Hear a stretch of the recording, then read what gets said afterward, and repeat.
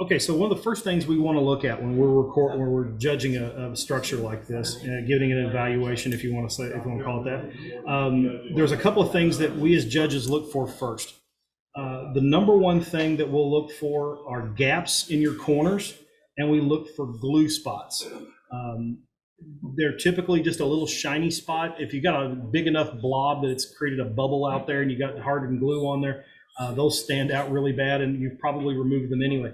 But where things like this can bite a modeler is it will leave a shiny spot on the side of the wall or wherever it happens to be.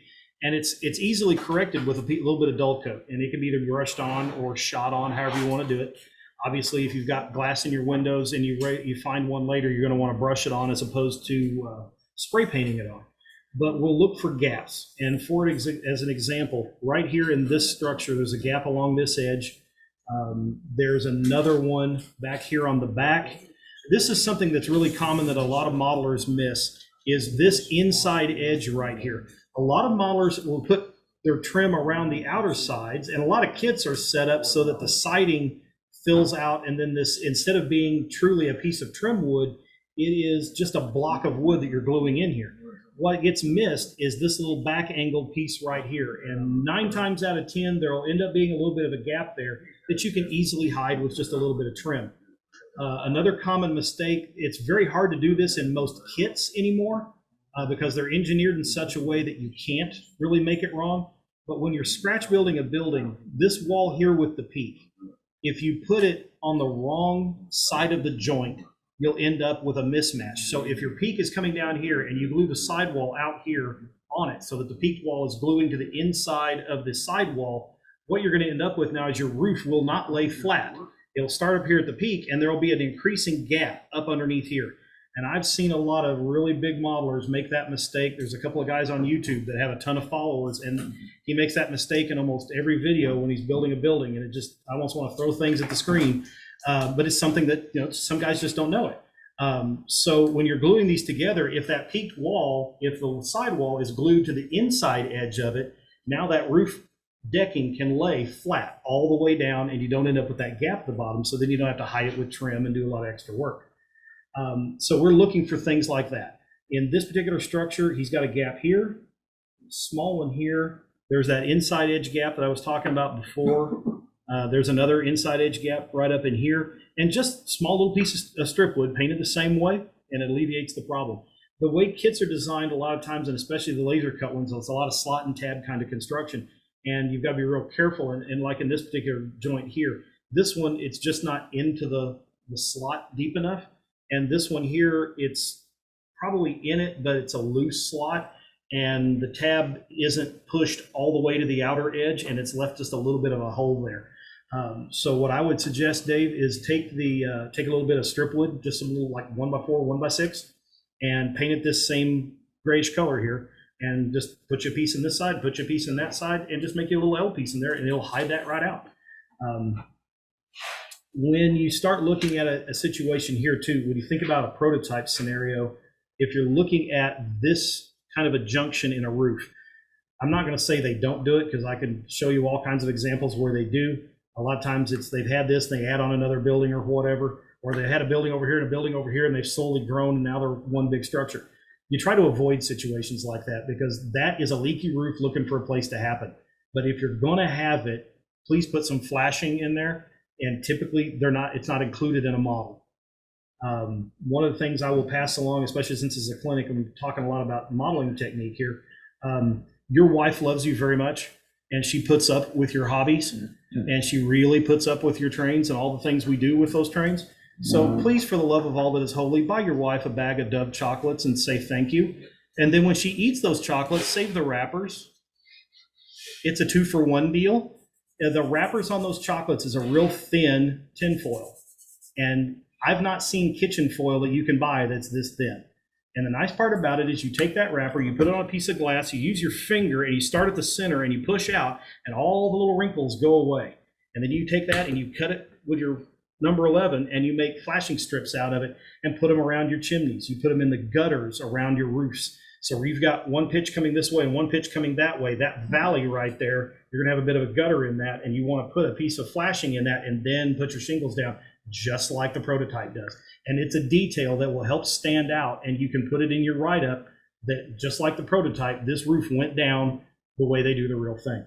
And it's something that most modelers miss. It's just one of those things. Overall, this is a nicely built little building. I like it. I like the finish work on it. Another thing that we tend to like to look for is, so let's start at the top. We started with construction, so let's go to the next section, which is details. The detail level on these are nice. I mean, it's a welding work, so we're going to expect to see a lot of things. You're going to see a lot of tanks, acetylene type tanks, oxygen tanks, things like that, cylinders, I guess I got to call them. You're going to see a boatload of those things around. Tank carts, stuff like that are very common. Pipe racks, pipe, flat steel, channels, L bracket, stuff like that. You're going to find a lot of different things around. Some of that, provided they're a provider of the metals as well.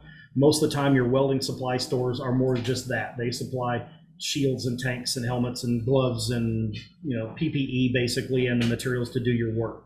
But I like the fact that this has got a little pipe rack out here, and you got a guy out here welding. I like the hose. That's a nice detail, nicely done. And I like the fact that you did two hoses because he's got mixed gases going here. That's fishing. The old braided fishing line is what it is. Perfect. It's a good size. I really like that. Okay, so after construction, and everything on this is really clean. Something else that we'll do a lot of times is set a building down, even if it's on a base like this, and push on either corner. And you can see this has got a pretty fair amount of rock in it. And this basically what that means is he's got a bit of a warp in his base. Now this is all things that you can hide easily when you go to put it in the layout, and you can hide it with a little bit of scenery. You can glue it down and put some weights on it and flatten it back out. And you can see there's enough give in this to make that happen. But this is something that we look for. And we'll do this even if the building isn't on a base. We'll just push it on the corners and see if it rocks back and forth, just to see if it's square. And that's another biggie that we like to look for up front. But from a construction standpoint, this one's really good. It's got a few little things that we've made some notes on the back for him, and that should help him out with his getting his construction a little tighter on the next one. Now, from a details perspective, is our next category. The thing with details is it's all about quantity. So if he scratch built it, I don't care. In this particular category, that has nothing to do with it. It's all about how much is there. And this is a welding supply. So you start thinking about what would you find at a welding supply?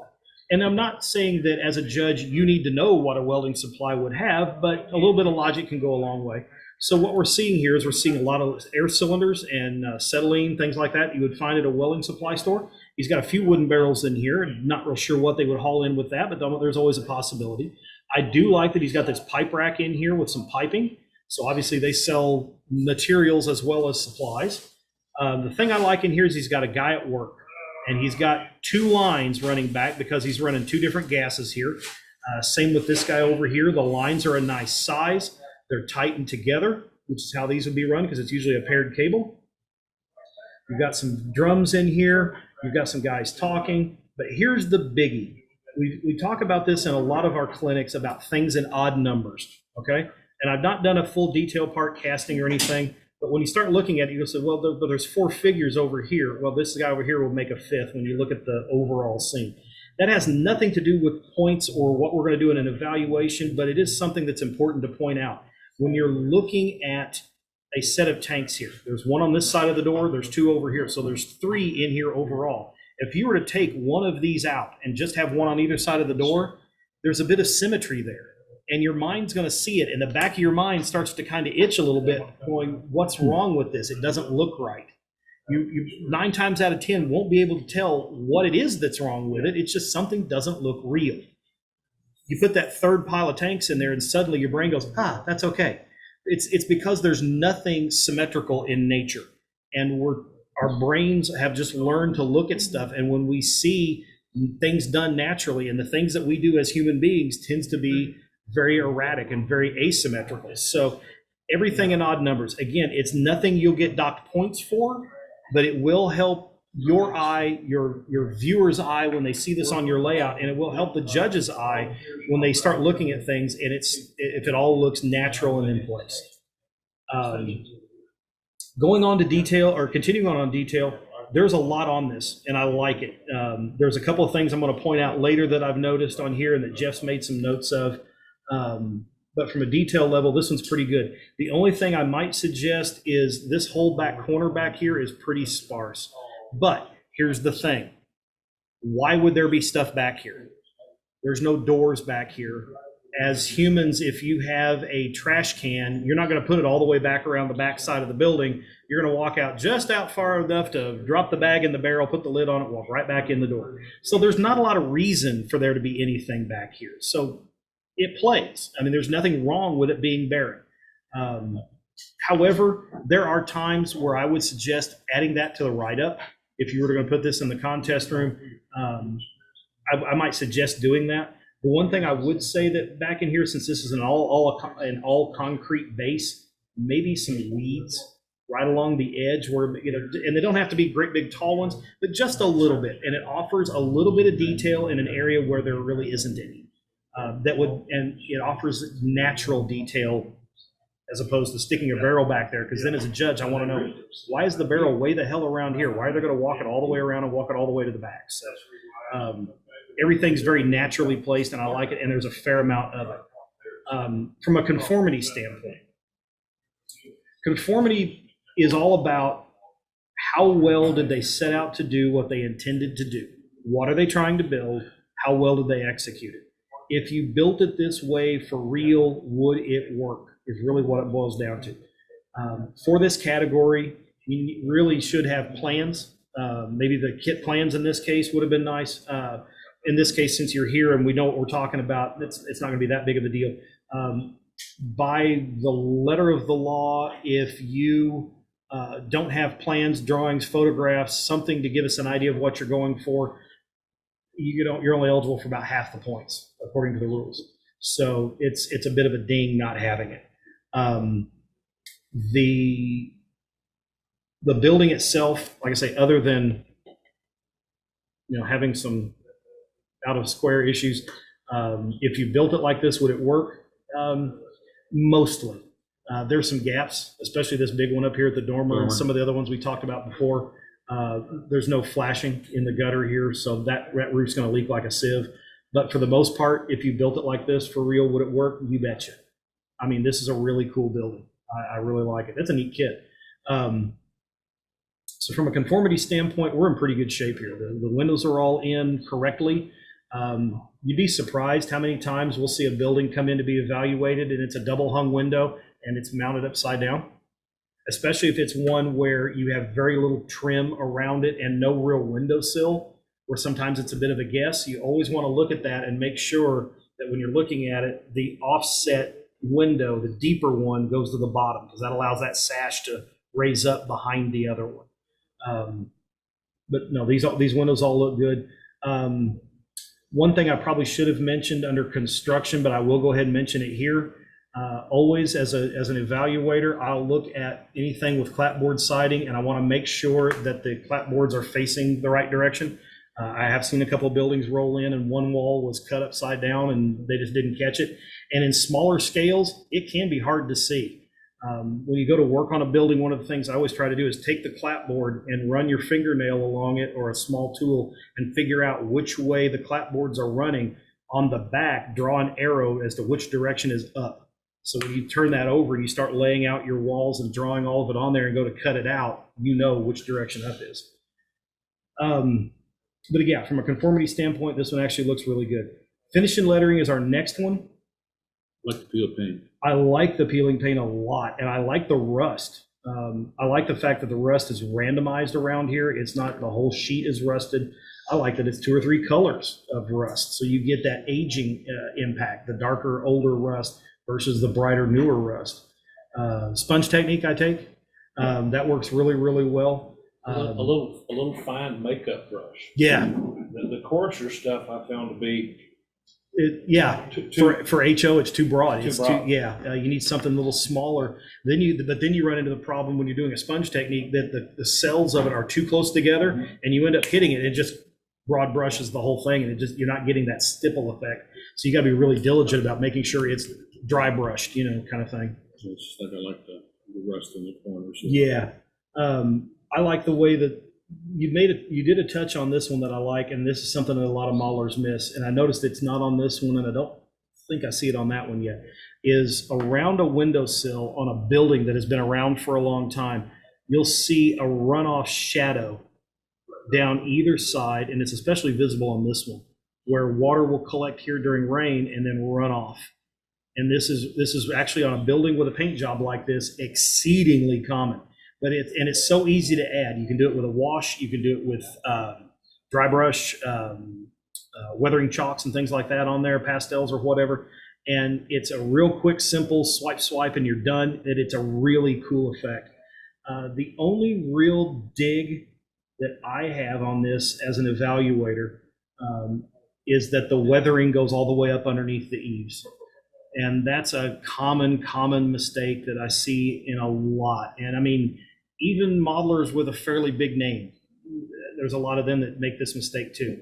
Up underneath this roof right here, it's weathered all the way up in here and all the way on this wall, yet it's protected from the rain and it's protected from a lot of the sunshine by that roof right there. So the paint on this wall down about this far, especially about where you'd start seeing sunlight on it, would look almost brand new.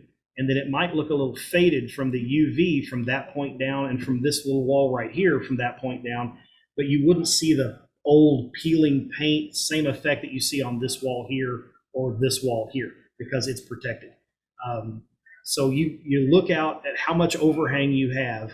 In a rule of thumb, a real basic rule of thumb, if you've got a foot of overhang, you're going to have a foot to a foot 3 inches, maybe even as much as 18 underneath that eave where the paint's always going to look pretty good. I've seen buildings, in fact, I got a picture of a barn somewhere where that top 18 inches of it looks pristine white like you painted it last week. And the rest of the barn underneath that, there's not a lick of paint on the whole building, but it's underneath that eave and it's protected. But again, it's something that a lot of railroaders do. And again, it's that be observant to the world around you.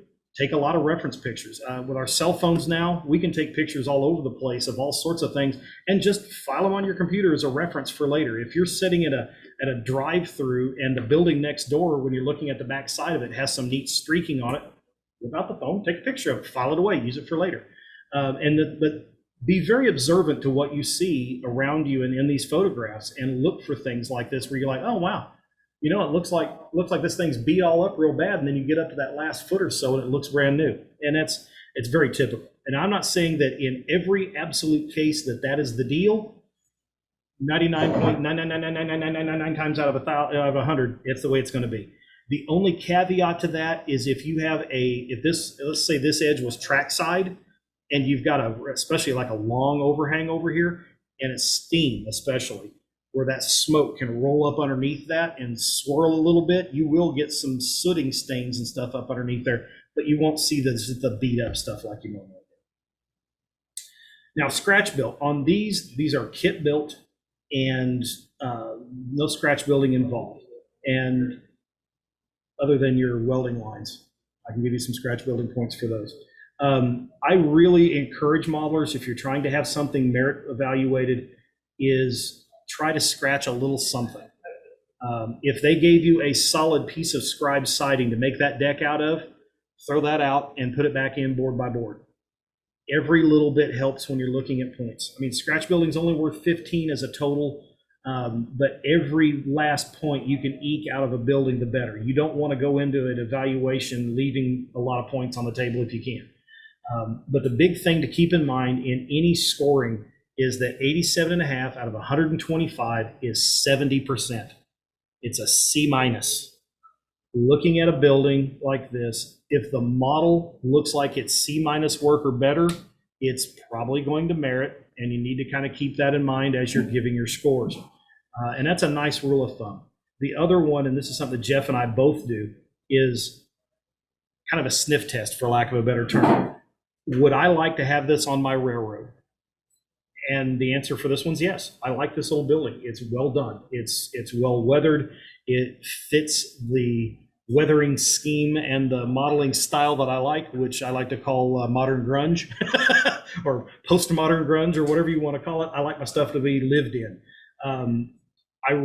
One backup I want to do, finish and lettering. The lettering, the signage on this is pretty nice. This one over here is faded a little bit. It's got a little bit of staining on here that I like. This one's a little clean, and when I say clean, the lettering is really crisp. It's a little faded, but not bad. I really like the way the welding was done back here. I like the fact that a lot of the lettering has eaten away, but the lettering is too dark. A quick wash with this same off-white paint, just over the letters, will fade that in and really age it out, because you've got it eaten up pretty good and the lettering's beat up and everything, but the paint still looks new. And this is kind of something to bear in mind.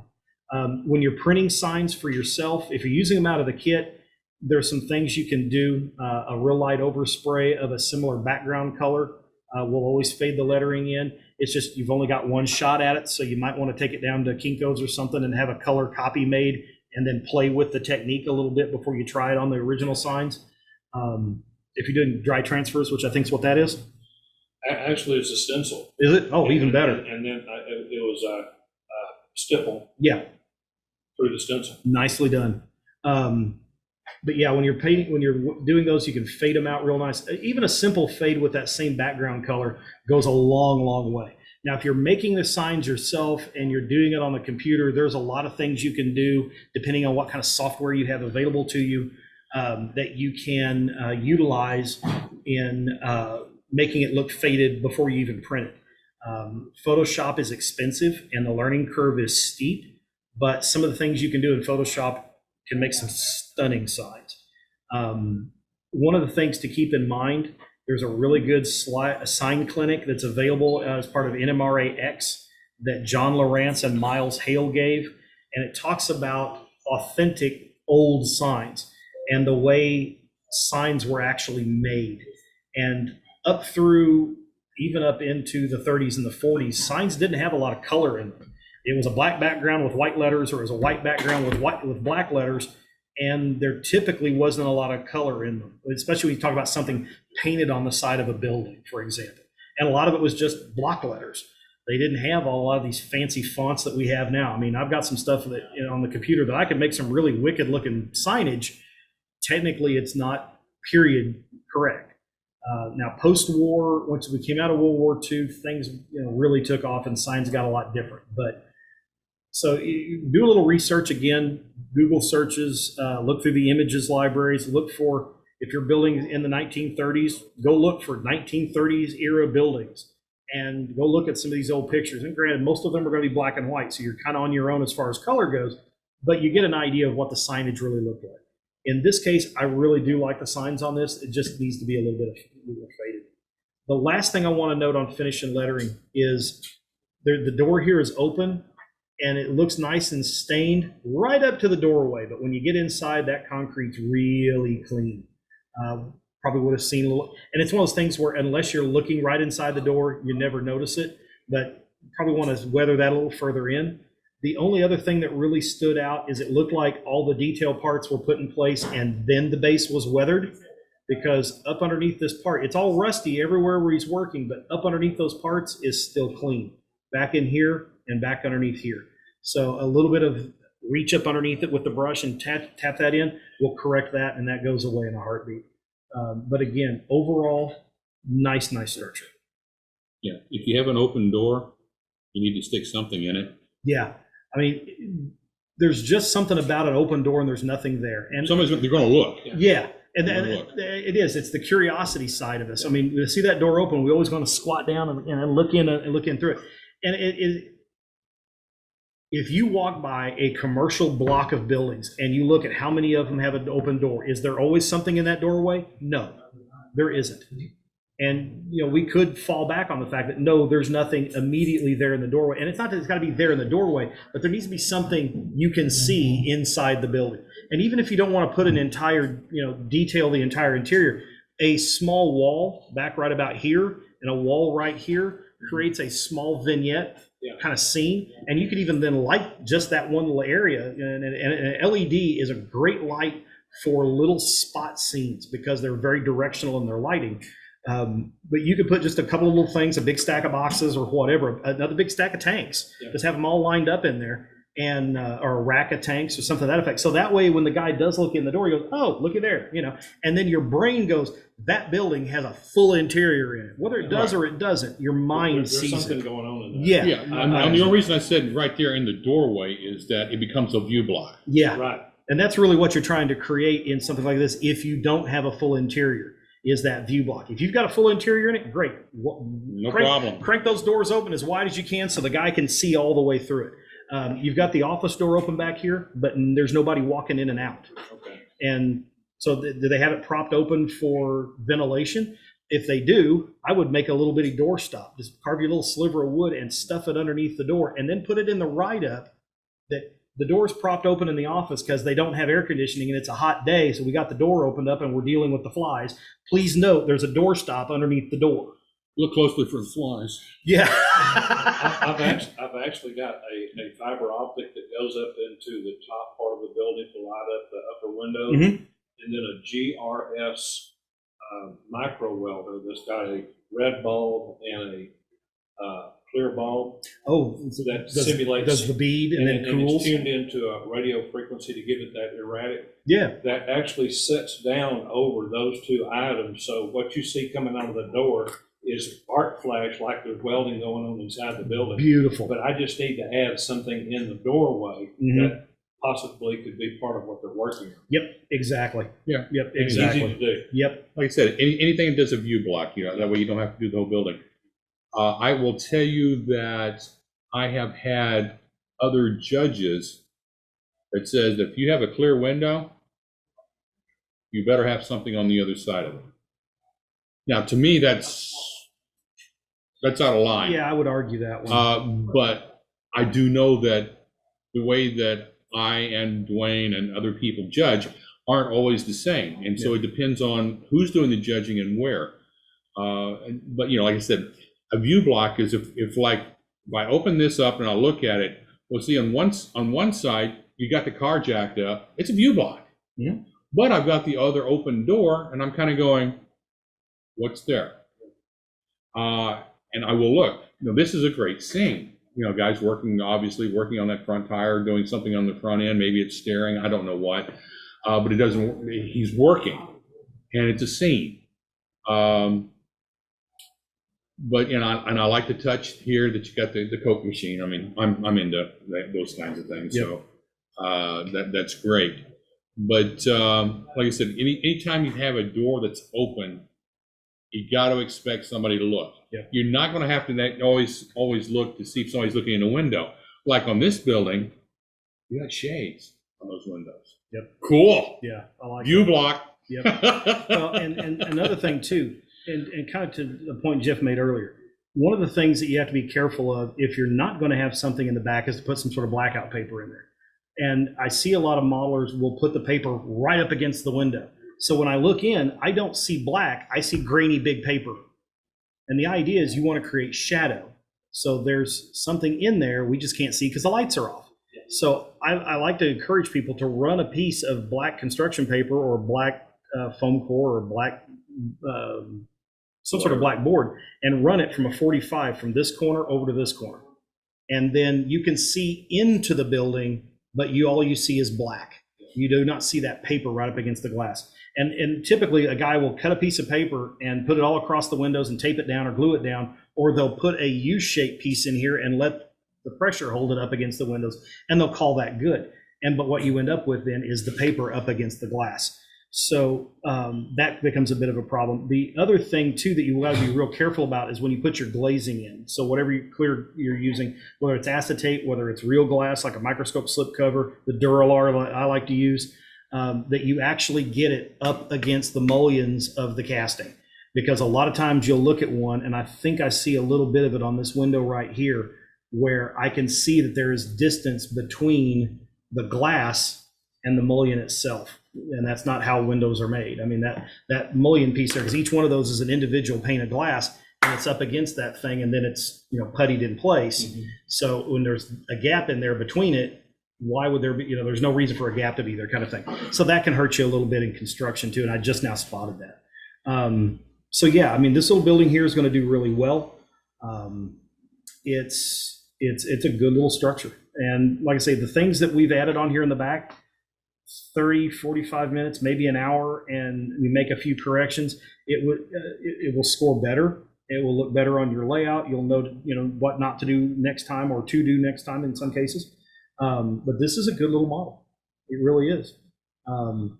Should score pretty well, I think. It is definitely at least. So once I make those corrections, I need to bring it back to you? If you want to. I mean, You can. if we throw numbers at this and it merits, there's technically no reason to. I mean, unless you just want to. Okay. I have no, I have no problem with that at all. I would do it just for my own Sure. peace of mind and Sure. my own education. And if you do that, bring this one with you. And so when we look at it, we can go, okay, so this is what it got last time, and here's the things that we talked about. Okay, well, look at that. He didn't fix the sign. Really? You know, you know, we get a chance to look through and see what corrections you make is really what it boils down to. So yeah, that's a good looking little building.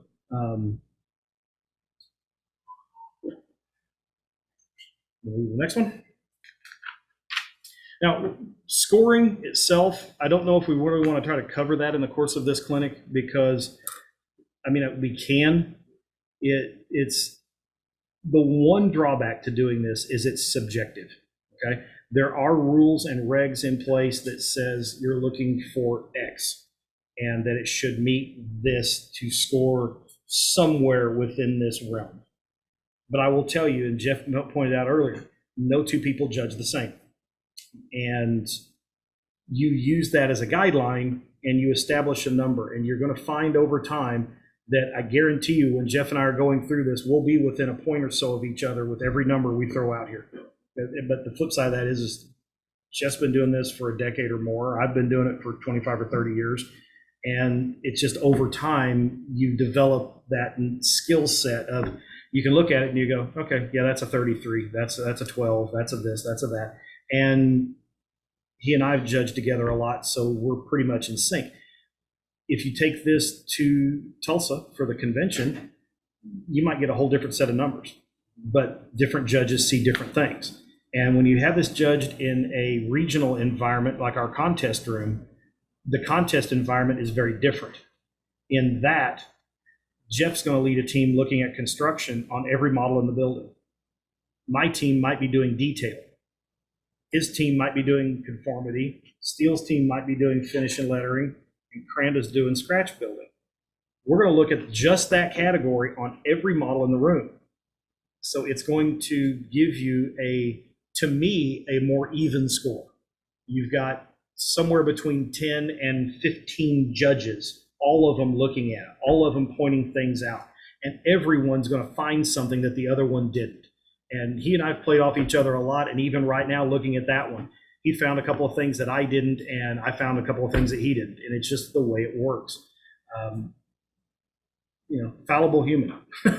I would say off the top of my head, from a construction standpoint, as far as points go, this is a kit. In my mind, that instantly makes it easier, especially with the laser kit, because the walls are already cut out. The openings are already cut out for the doors and the windows. From a build perspective, gluing it all together, yeah, that can be a challenge. It's slot and tab. That takes a lot of the challenge away. So if you're looking at the scoring matrix that's online, and I encourage every modeler that's going to have any of their stuff scored, go on to the nmra.org website, go under the education section, go to the achievement program, and go to the forms section online. All of your SOQ paperwork is there. All of the categories are there where you can read through what's required in every category. But the biggie that I wholeheartedly recommend you download and read is the judging guidelines, because it will give you a breakdown of here's what the judges are looking for, and it will show you that scoring matrix that I mentioned earlier. And you can look at that and they go, okay, now if I'm building this for my railroad, I'll build the kit, put it on the railroad, and everything's great. If I wanted that building and I'm really going after it for the achievement program, I'm going to buy the kit and I'm going to use it like a set of plans. And I'm going to scratch build the kit, buy all the details to replace it, recalculate what I might need to do for doors and windows. Now, I'm one of a lucky handful of people. I have a laser, so I can make doors and windows and be done with it. But if you're going to use like the old Grant Line doors or Tichy doors and windows, things like that, you may have to resize the openings a little bit differently than what they did in the kit. But you can go that route with it and then sell the kit to a buddy or put it on eBay or whatever you want to do with it. Build it, put it on the other end of the railroad and kit bash it. So it's now a 2-story and this piece turns this way or whatever you want to do it. Or the one you scratch build the kit, stick it over here on this side of the room, take the scratch build one, turn this piece of it this way, make this, get rid of the dormers on this one, and maybe make a bump out over here or something that's track side. So they're bringing in the cylinders via rail, and now it's a completely different structure, but it still has that original feel that you like so much about this building. And have that one merit evaluated because it's completely scratch built. And all of this oddball roof shapes and everything and all the stuff you're having to glue in little bitty places and little bitty angles, now that shoves that needle on the complexity on that scoring matrix over to the right a lot. That right now it's being drugged back to the left and making it easier because all of this was cut out for you. That's not to say that you cannot get a kit to merit, because you can, and this one will. But it's just to say that if this were presented to me as scratch built, I would be looking in probably the mid 30s as far as complexity goes for construction out of 40, as opposed to something a bit lower. Now, I will say this. One of the things that I made and provided to our contest room judges, and it's easy to calculate this, is I made this little card and I laminated it. And what it does is it breaks every one of the construction, or every one of the points out, the categories out, thank you.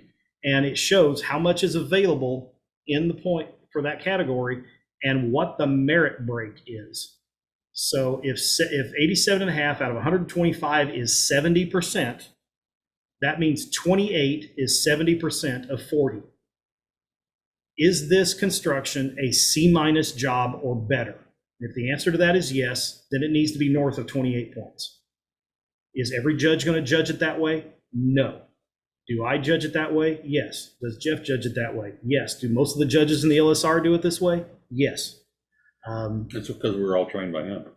And I learned it, and I learned it from the Gil Freitags, Chuck Linton's, the Mitchell brothers, Lauren Neufeld, Al Booz. I learned it from those guys. I tend to be a judge that starts with the whole number and starts working down.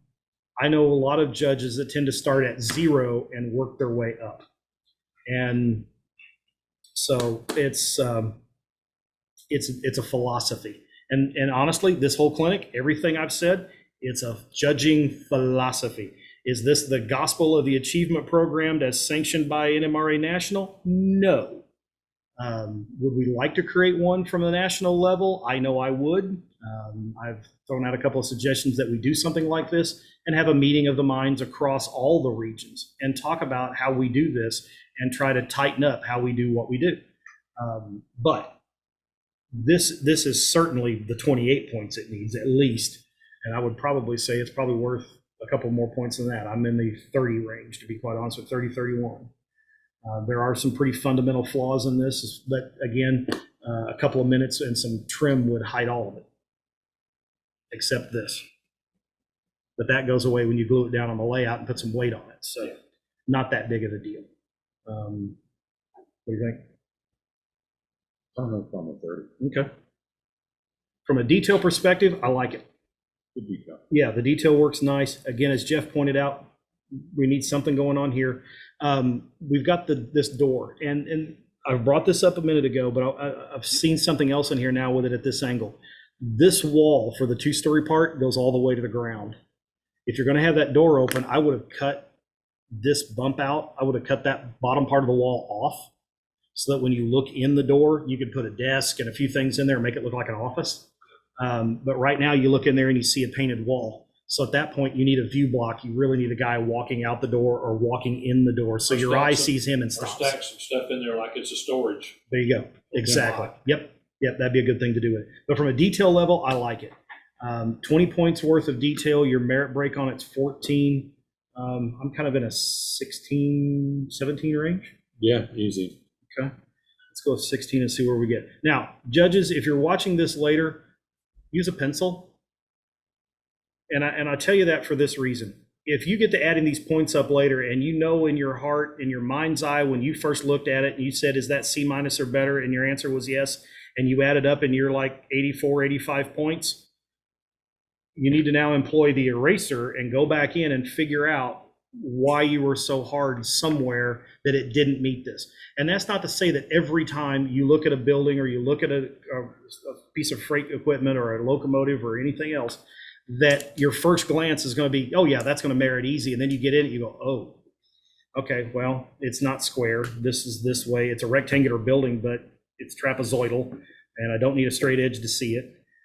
You start finding issues with it, and you're going to go back and go, yeah, okay, yeah, it really wasn't as good as my first blush was going to be. But this one is. I mean, it really is. From a conformity standpoint, again, no plans, no pictures, no a Crayola sketch on a bar napkin. I just need something that says I set out to build this, and here's what I did. So you're technically only worth about half the points, and we'll have to give it that for right now.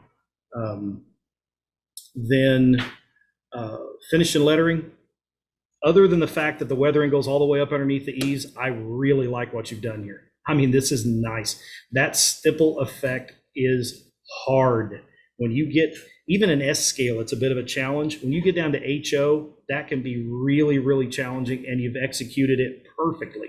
The rust up there on the roofing is well done. Yeah, I mean, the first word that sprang to my mind was sublime. I mean, it's so well done. It is so random. It's good broad color changes. So many of the times we'll see a rusty roof and it's the same color orange everywhere. This looks like rust. It does look like and rust. I've done a lot of things with the corrugated tin from like Campbell's to the stuff that you get in bar mills. It's almost like a fibery stamped material. That's what that is. And I finally developed techniques where I can get rusted tin to look like what I want rusted tin to look like. Well, and the thing that I really like about the fact is, and I'm not sure if you did it this way or not, because I only see maybe one spot that I can see right off the top of my head where it looks like you maybe didn't. But if you're going to do it like this, do each panel individually. Don't put them all on the roof and then come back and do it, because then your rust runs from this panel to this panel, and it doesn't work that way. Right. It's the galvanization wore off here and it started rusting, but it wore off over here. You're not going to see a big splotch where it runs across. Now, if it's a spot where you got a couple of sheets coming together and there's going to be drip runoff or something like that from the rain, then yes, you may see a piece that bleeds from one edge to the other. But on a single pitch like this, it's really not typical to see something where it's a little blotchy here and that blotch ran across to the next panel. This is nice and random, and that's one of the things I really do like about it. And when you do it one panel at a time and then kind of mix and match it around and just grab one, put it on, grab one, put it on, the natural feel of how that turns out really does end up looking a lot better. When you get down to finishing lettering, there's a few things you want to think about. He's got good signage on here. It's a couple of colors, the main ivory off-white color and the bluish gray for all the trim work. He's got some natural doors here. We've got a lot of peeling paint effect. We've got a lot of good rust that we've talked about. But what you need to think about is complexity. Now, I know the complexity of what he did on how he did his rust, and that's difficult. How he did his peeling paint, and that's difficult to get it to come out right.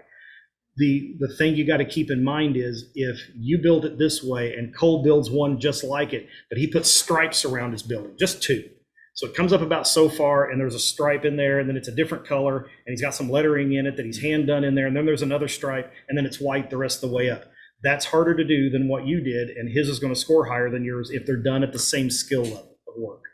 So there's you always have to leave room for what if. And that's always the big challenge. And I had a good opportunity once in a contest room where I had a guy, had two different individuals, built the same building and brought it in. And where it was a great teaching experience for the judges, one was built from the kit. The guy borrowed the plans and built it from the plans and scratch built it. And we were able to go through and show, okay, they're both the same building. They're both the same size. They're both built the same way. They're using the same windows and door castings. Everything about these, right down to the color scheme, because it was a DNR-GW based building, so it was building cream with a brown trim. They were identical, except for the execution of the build itself.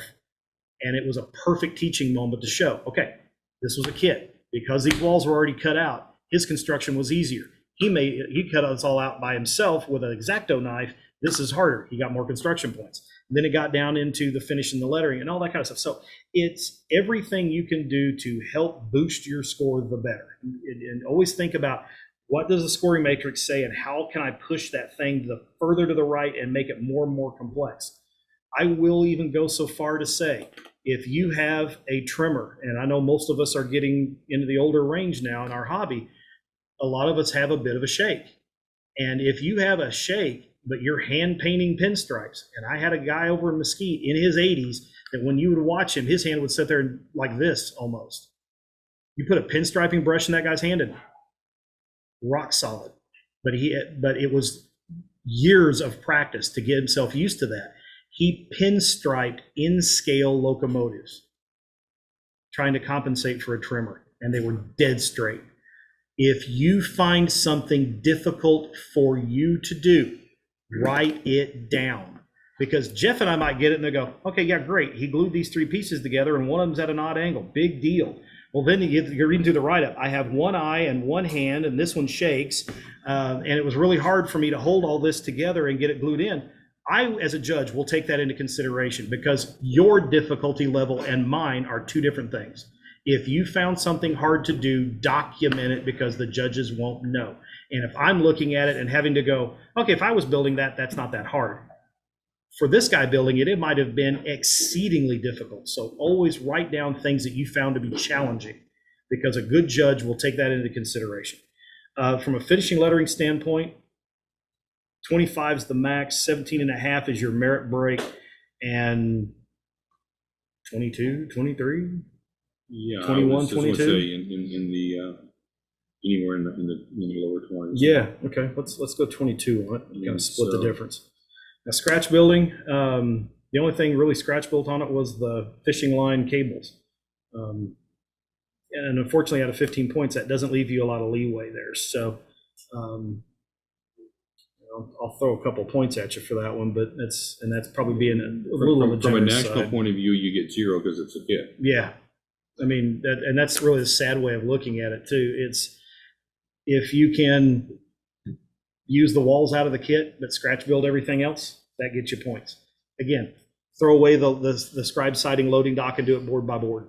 That'll get you points. Use the doors as a pattern and scratch build the doors. Windows are hard to build, especially if you're talking about a double hung window. Mhm. If these are, I don't know, and this is a Foscale kit. Does Doug have his own castings or is he buying like Tichy? Do you know? He does a little bit of both. Okay. If you're going to use the castings out of the kit, in this case, I would call Doug up and say, hey, I have this kit. Can I buy 3 extra windows from you or 2 or whatever? Because I want to modify the window. Can I get an extra casting or 2? I can't speak for Doug. I've never met the man. I understand he's a really cool dude. But if you, as I sell laser kits, if you call me and say, hey, Duane, I want to modify one of your windows. Can I get an extra one? I'm going to cut you one out and throw it in an envelope and mail it to you. It's not going to cost you a thing. I can't say that Doug's going to do that with a casting, but he's liable to sell you one for next to nothing. I know if you're working on a Bar Mills kit and you're kit bashing it, Bart has his own Art has his own cutter. So you cannot buy matching clapboard siding. But you call Art up, Art will very happily sell you more of it. He's really good about it. I've bought some from him. And then you can expand the building out. You can make it 2-story instead of 1-story. You can add an extra building wing to it, whatever. But if you can get the window castings from these guys, if they're not metal, because metal becomes a nightmare to try to work with, but plastic castings, you can cut the mullions out of the bottom of this one. You can cut the window casting, the extra one they send you apart, and you can make the sash and then open the window up. Now, I will say this. There are a couple of things that have become cliched about models, especially Craftsman kits and things like that. If you have an open window, everybody and their dog wants to put the drapes blowing out the window. If you do that, Do it on one window, on one building in the town. But I have seen more buildings roll in there and there'll be 8 windows on it and drapes are hanging out of every one of them on different faces of the building. If you've got windows open on the north side and the south side, and you've got a prevailing south wind like we do here in North Texas, the south facing windows, the drapes are blowing into the building, not out. And I realize this is getting nitpicky, and it really gets down the rabbit hole, but when you start thinking about conformity, how realistic is it? So that's really what we're going for here. It really is something you have to just give a little bit of logical thought to. So the other one that's really become cliched are nail holes. On a building like this, because it's not seen paint in forever, yes, you will see them. On a building like this one where the paint's fairly fresh, you're not going to see them.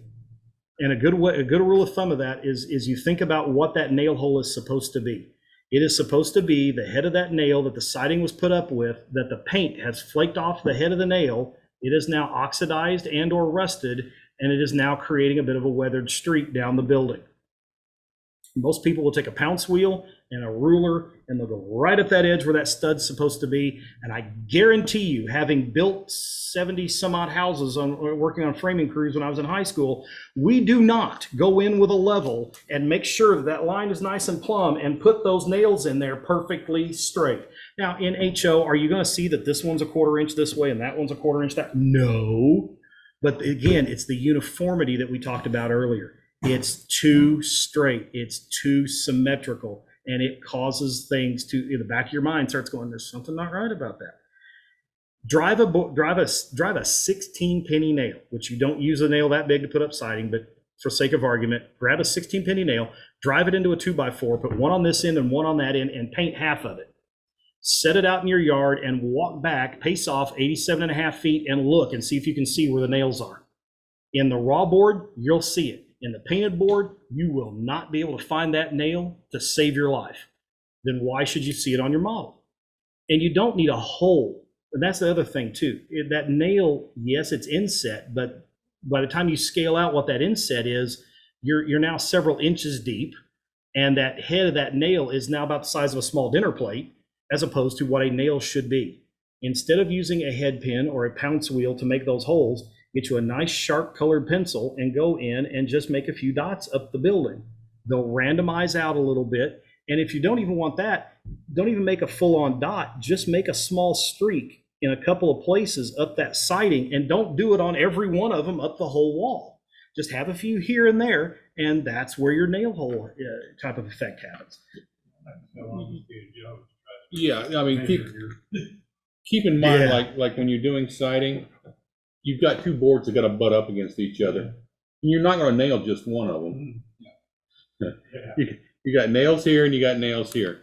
Now, as my wife will tell you, that I usually put more steel than wood into wood structures. Yeah. Oh, if one nail is good, 4 is better. Oh, yeah. If you got a nail gun, just pull it down. Yeah. So, but yes, yeah, as a kid who grew up in framing, I mean, that's what I did for years while I was going to school. So between framing and brickwork. Yeah. Well, and that's another thing too. Do you need to know how to frame a building to build a model? No. Just Is it helpful? Yes. Do yourself a favor as a modeler. Go out to YouTube and do a search on framing a shed. How to build your own shed. That's all you need. And let's say for a detail, you've got the rafters underneath this roof edge right here, but you've got board sitting on board. Well, when they build them, you don't do that. You actually call a bird's mouth into it. And all it is a little notch that locks it down onto that board and gives you something to nail it together with. Yeah. And it's a small detail, and most judges aren't going to know it. But if you do it, write it down and go, I also followed prototypical construction practices by putting this in here. Right on the deal says receive red tag. That actually would be funny. That would be fun. That's actually a neat idea. If you have a building inspector out there and have him going through the building, that would actually be amusing. Okay. Well, you're talking frames. Again, it would take so long to set a deal. Mm-hmm. Unless you're building one house for yourself. No, you'd be at it forever. Yeah. I could only imagine my old GC coming out there and screaming at us for trying to do something like that. He'd have had a heart attack. Yeah, well, I guess unless you're building your own house and you got time. Yeah. you're not Nah, gonna do time, that. time's money when you're building houses, baby. Oh, yeah. I did Okay. the electrical part, so yeah, I know what the walls. So back at the top, we're looking at construction on this one. We've got a gap in the corner here. Now, one thing in these kits too, a lot of times, because you've got a laser cut wall set, they'll do it one of two ways. You'll either butt joint it together and then put trim around it, or in a lot of cases, they'll come up close and then you have a solid board beam that you're putting into that thing. From a strength standpoint, that's a little stronger for a model building and it gives you a better joint. The problem is it leaves you prone to little things like this guy right here, where there's a gap in this corner. And that's one of the things that we're going to pick up on here. So Jeff goes to the roof first. I go to the side. I go to the corners. Got a gap in it? Yeah. Yeah. It's a small one, and it's, you know. Yep, you got it. You know, On the notes. You're about a millimeter off at the bottom, and you're tight at the top. Yeah, And- one of the things I did, like with Foscale, Doug and I've had conversations. When I have the two pieces, I go in here and I sand that edge so that I can move it a little bit, because the piece that he wants to put in there, everything has to be perfect because it has to come up to the surface, that corner piece, which is like a 4x4. And so I bevel it a little bit so I can line up the walls on that piece. Because if there's any mismatch between the way that he got his scribed wood, you can compensate for it by having it just bevel it. You don't bevel a lot, just enough so they can slide a little bit past each other and match up on that 4x4. That's what he's doing on all of those. And if you go out to Foscale, look for Palmer's Distributor, and that will verify the fact that Foscale and I know each other. Is this supposed to be a concrete building?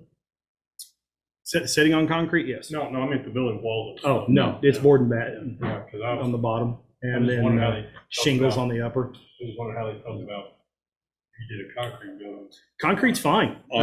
Just make sure you've got some lines in it. So, because when you build your forms, Yeah. you'll have some lines in it, and nobody's going to go in there and smooth all that back out. So, Yeah, well, I was at construction where they had the forms, the second story, the form started splitting as a form concrete. You talk about Chinese cargo trying to get that form back together. oh, you know it. Yeah. Yeah, that'll cause you to get into a rush in a heartbeat. But in concrete building, what are you kind of looking for? Relatively straight, because a lot of times when you build those forms, a lot of times they'll lock the forms in Yeah. together. Oh, If yeah. you're using metal forms especially, they all interlock. So I'm looking for really straight, uniform kind of lines in the walls. If you're doing them and you're pouring them on your own, so you're like using a piece of glass and you're making a box and you're pouring them in hydrocal, that's the best way to get those. Yeah, typically what I'll do in a case like that, and I have done this in the past, I will actually build my form and put a piece of basswood in the bottom. Okay. And I'll cut that basswood into 4x8 sheets and lay it in there so that the grain's running in a certain direction and they're all that way. And then I pour the hydrocal in on top of that and it presses that grain pattern into it. Or you can even take the sheet, if you're going to have the whole sheet running this way, and just scribe some lines in it every 8 feet and then every 4 feet up. And you don't have to cut it in separate pieces that way. But it gives you that form board look. Well, we're going to ask us to work the record airline to assume down there, to assume that, just put it there, bolted it to go, sit to the side, put all the stuff in. When they got done, they took that wall, concrete wall, stuck it back in there. Yep. Rebolted it. Yep. You could see, but you could see the form Yeah. outline. But Well, I'm that's- just curious on what you look for as a judge, and I'm like. That's an extra wall. detail that I would look for. Cracking, things like that are a good one. When you start doing things like very similar to concrete, we start doing stucco. I start looking for stucco peeling off, and then if there's brick underneath it or what the substrate is, that's always a really neat effect. No, I was just curious the floor they're using, like those pre-form, Yeah. prefab. I'm just looking to see if I can see some form lines in it. Yeah. Is really what I'm looking for. This one here, from a construction standpoint, like I say, we've got that one gap. Yeah, we've got the stairs, got a little bit of a gap between that and the building. There's also a little gap on the between this bottom stair stringer and the ground. So there's a little daylight there, and you may just be able to kind of put a little bit of weight on that and glue it down, but I don't know. There's also this big hole right here at the between the in the back of the building. There's a big hole right there between the bump out and for the stairwell and the sidewall. So that's a little off, and it's off front and back, so I can see daylight through it. The roof also has a bit of a curved look, Yeah, that's fine. more on this side than that side. This one looks pretty straight. This one almost looks like it's got a bit of a bow in it, which, you know, if it's an older building, it's got a little bit of sag, great, write it up. Because otherwise we don't look at it and go, oop, yep, missed the boat on that one. Then that docks you a few points. This would allow you to go, oh, okay, so he's put some aging in it and he's, there you go. There you go. As Celios notes in his video, fortunately, future weathering can hide most mistakes.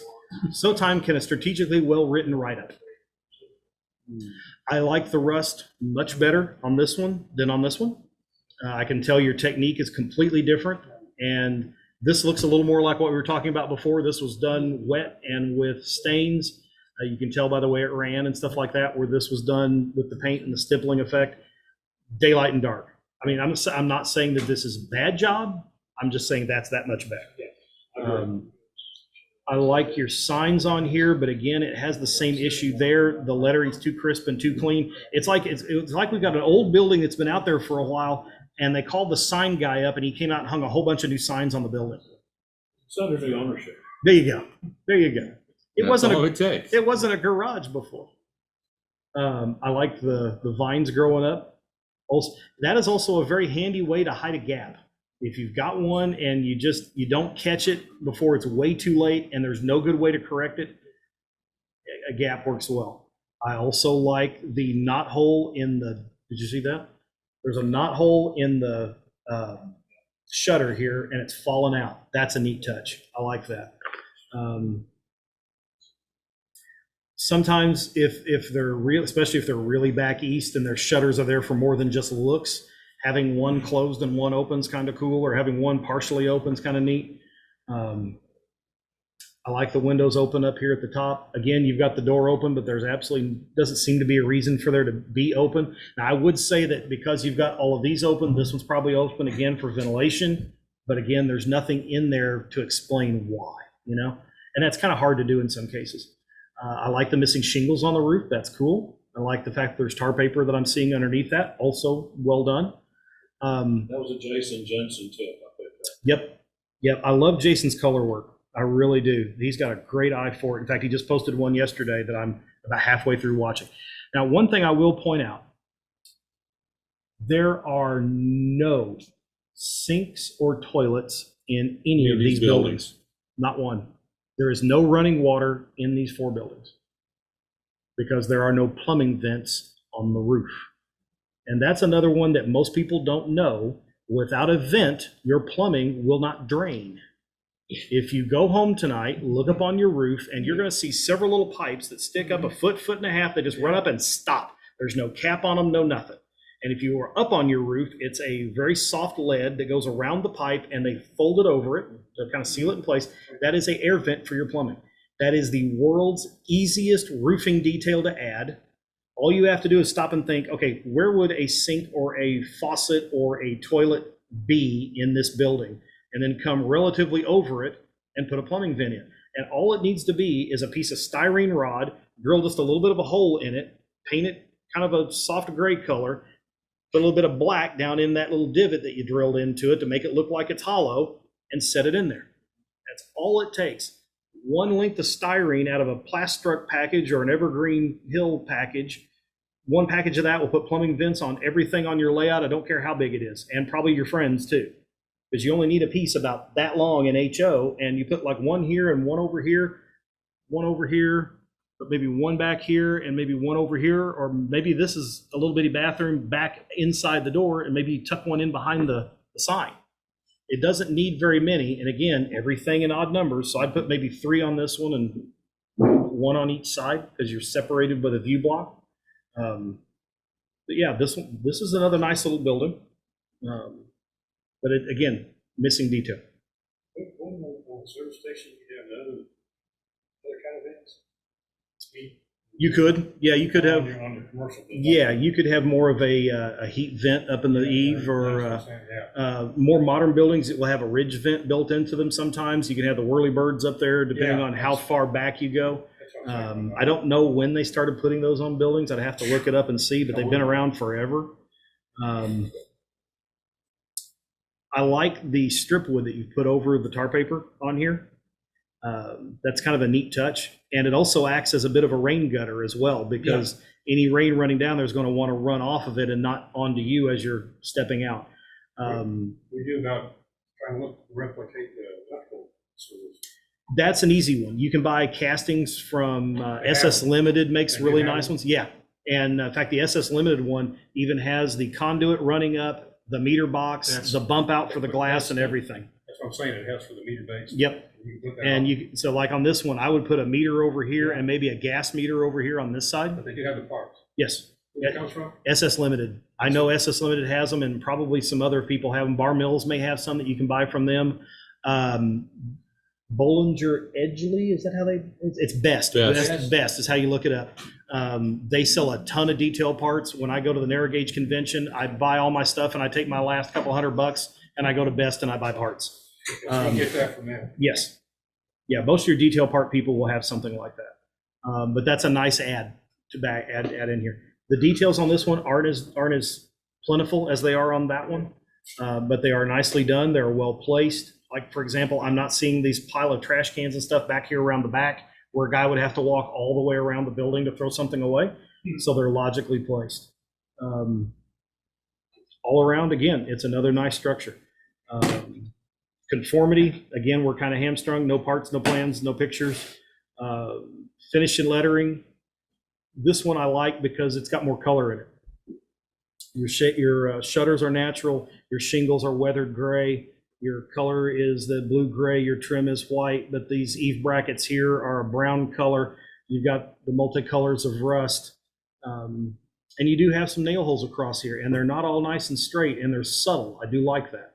If you're going to do it, subtle is always the best way. But yeah, this one's not bad from a finish and lettering standpoint. This one's not as complex as that one, even though it's got more color to it. So you've got a little bit of differences there. Nothing scratch built on it? No. Yeah, okay. That's the secret to getting wood. The weathering thing. Depends on what you're looking for. In this one, I like this. yeah, this one's nicely done. I'm going to guess this was dry brushed and then come back over and topped with a stain, alcohol and ink, or Hunter Line, or Best actually sells their own stains now. You can mix up your own. As Cole pointed out, you get alcohol inks at Azel Art Supply. I'm sure Michael's or Hobby Lobby probably has some as well. And you mix up some of your own colors of stains, and you can come back in and color them. This one has some staining around the bottom of the building that I like. And it's subtle, and it only comes up about a foot and a half.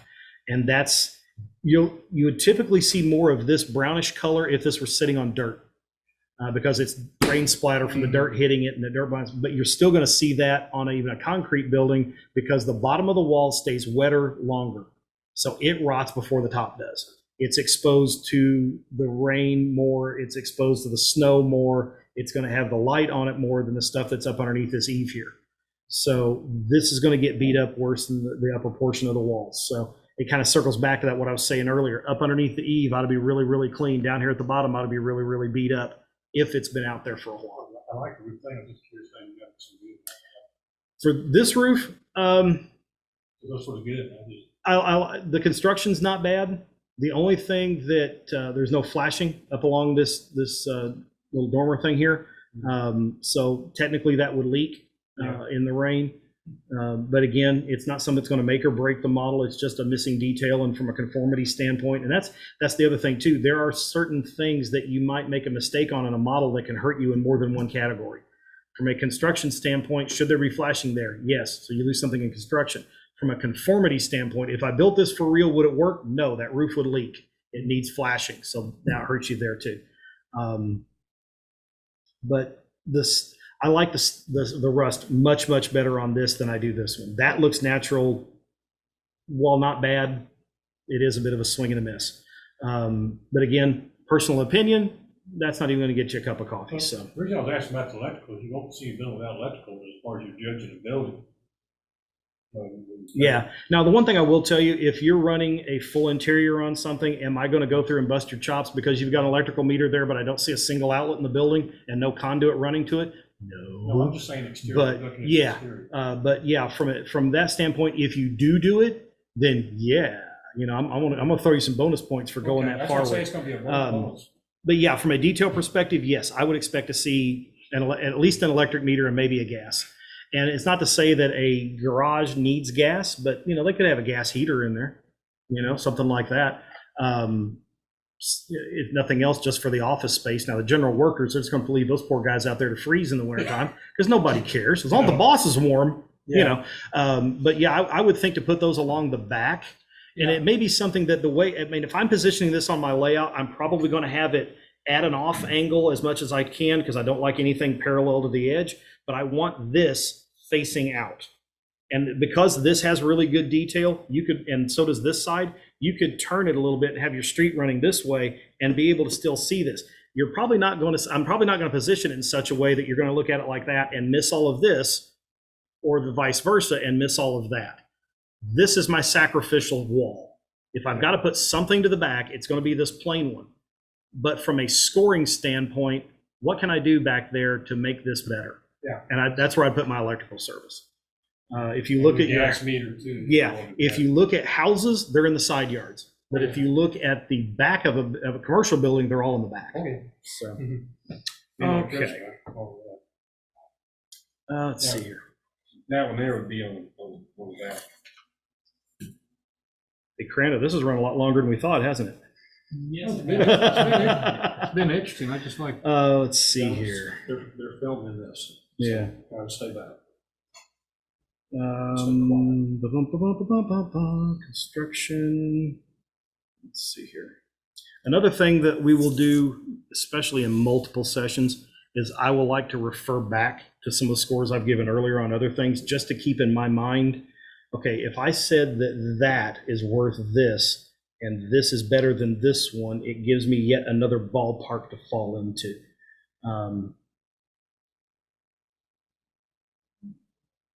From a finish and lettering, there's a little bit of paint because it's flashing on this window. There's a little bit of flashing sticking out on the mullions, and that makes it look like there's paint on the windows. So that's a little bit of a ding. Nothing earth shattering, but it's a little bit of a ding. So let's see here.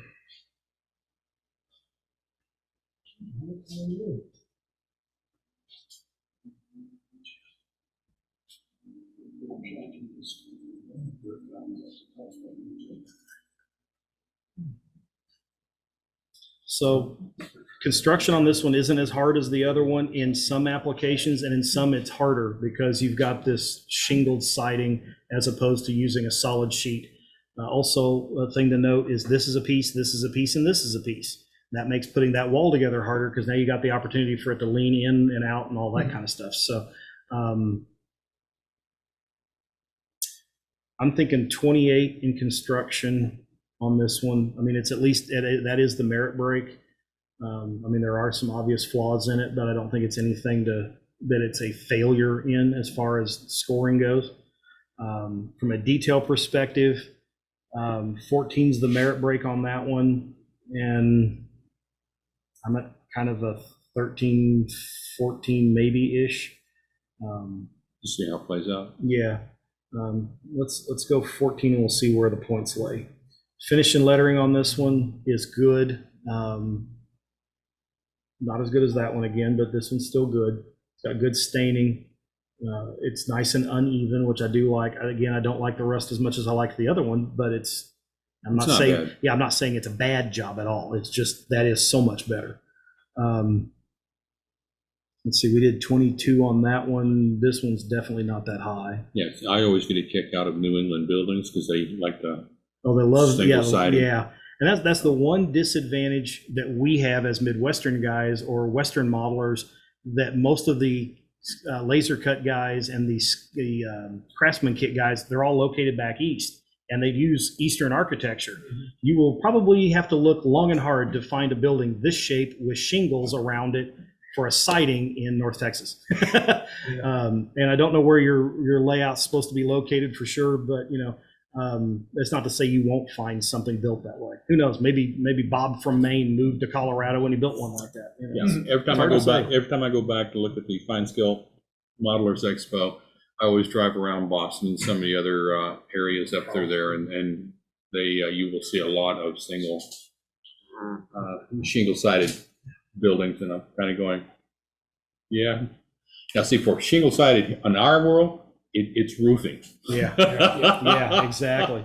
You'll see a building with roofing. And anymore, where you're trying to get away from using shake shingles on the roofing because it's such a fire hazard.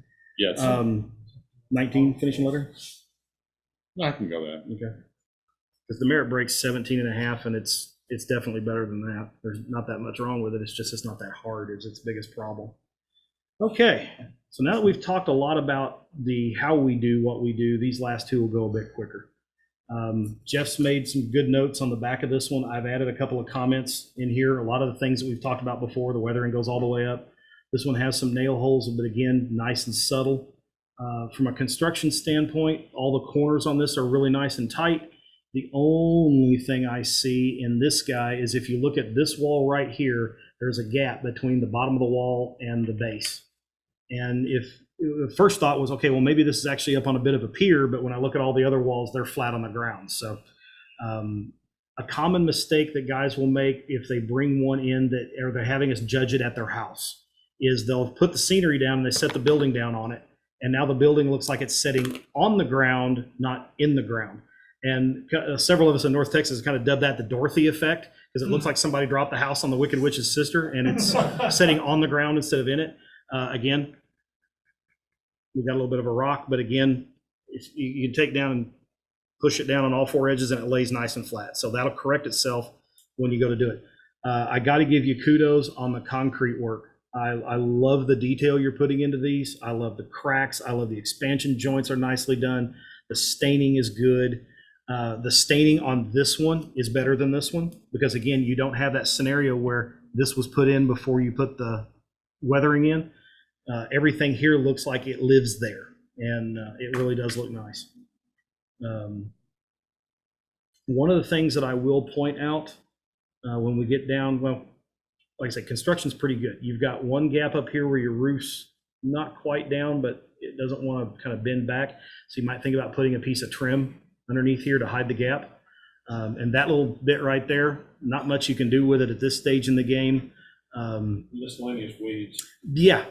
Barrels. And well, the fun part is the worst of it's underneath the dock, so you don't have to worry about that. But maybe just a few weeds up underneath the sign right here. Maybe throw a bench or something. I don't know. Kind of think through your detail parts and see what you've got and see what you can find for those.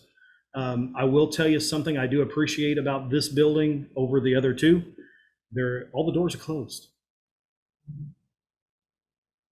We don't have the same scenario we talked about before. The door's open, but there's no reason why, And again, that's not to say that every building has to have its doors closed or every window has to, every one of them has to be open. It's just a nice difference. If you were to put these three in a commercial block right next to each other, they live well together. They're a similar enough design and construction type that they work well together. They are a similar stage of dirty, this one versus this one. And if you put them in this order,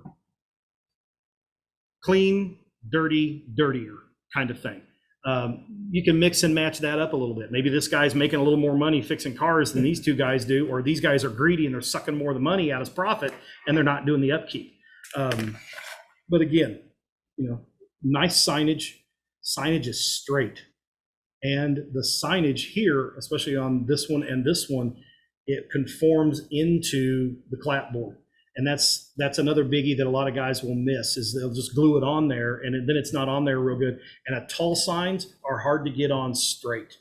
A lot of times, if you're not real careful, they'll end up with a little bit of a lean one way or the other.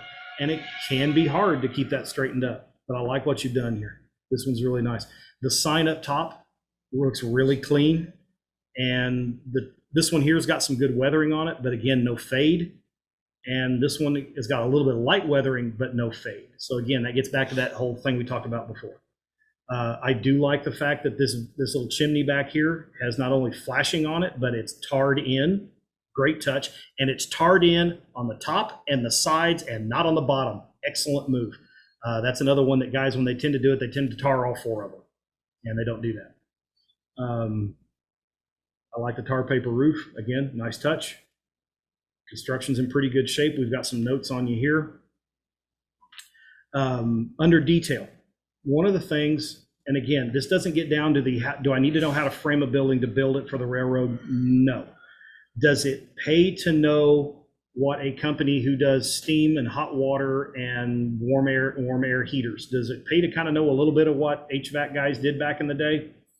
A little bit, same as it did for construction. So, and the reason I say that is most people are not going to notice this little pile of castings right here. My personal question is, why are there donkey engine boilers at a place that does hot water and hot air? Because those are for hoists and logging machinery and cranes and things like that. Could they have had a boiler like that, maybe in a big commercial building, something like that? Because that's going to heat hundreds of gallons of water, a couple of hundred at least. That would be something you'd have in a house. So that'd be definitely a commercial venture. It's a good looking casting, don't get me wrong, and it's well executed. I love the color. I definitely like the modeling in the coloring, and the rust is nice. But it kind of gets down to that why is it there kind of thing. So as long as you've got a story that if somebody goes, hey, David, why is there a donkey engine sitting there? Because you will get a dummy that'll ask you that kind of question. It was the casting in the box. There you go. But then you kind of think of the scenario. Well, this guy is a commercial business. He's not doing home and stuff that much. So these are big commercial boilers, that kind of thing. But that is a great casting. And I know well because I've bought 1 or 2 of them from Art myself. The one biggie, and I had this guy on a sawmill one time. He had a pile of junk, and the sawmill set over here, and this pile of junk was way over here. And I asked him, I said, okay, so why is the junk pile there? Well, that's just where they put all the stuff. I said, okay, Jack, if they give you that big chunk of metal and they tell you, go throw that on the junk pile, are you going to want to walk it about 2 acres over and put it on the junk pile? Or are you going to walk it off the dock and see how far you can throw it? He goes, I'm going to walk off the dock and see how far I can throw it. I said, so out of curiosity, why is this about 1 acre away? And so we got chit-chatting about it. I said, so then I have another question for you. He goes, yeah. I said, nobody but an idiot like me is going to notice this, okay? And don't think I'm telling you need to take this apart and take it out, because I'm not. Those are lifter cams for a stamp crusher in a stamp mill for processing mine ore. Why is that in a junk pile for a sawmill? And I got the correct answer. It was the parts I had in my junk box. Nothing wrong with that answer, but if you don't know what it is, bury it in the pile so that you can't see all of it is a good tip. Just kind of for what it's worth. Construction. Okay, again, it's a fairly easy model. It's a kit, so that drops it down a little bit, but it is nicely executed. We've got 1 or 2 little gaps, but nothing earth shattering. I'm kind of in the same zone that I had with this one. I'm thinking 28, 29 on this one. 28. Yeah. I have some issues with the piers that don't Yeah. run on the ground. Yep. See, and there's also no interior piers. Somebody spotted something I didn't see. Yep. And so Yeah, there'd probably be another row right about here. Yeah. Yep. So that's another one to think about from am I going to put this on the layout or am I going to get it evaluated? Question. If you're going to put this on the layout, fine the way it is. If you're going to have it evaluated, how wide is that loading dock? What does construction practices say about supports underneath it? There'd probably be another row of supports right about here and another one up against the wall. Mm-hmm. And they don't come with the kit. That's when you get to break out your strip wood and put a few beams in there. But it gives you a chance to build up, and again, scratch building points. So, but yeah, I'm happy with that. From a detail point standing, it's all kit. Yeah. I'm not unimpressed with the way it was done. Me either. At the same time, I'm not sure what I can give to it. Like this particular, you got a brick kind of a chimney thing coming out, but there's no mortar in the brickwork. Yeah.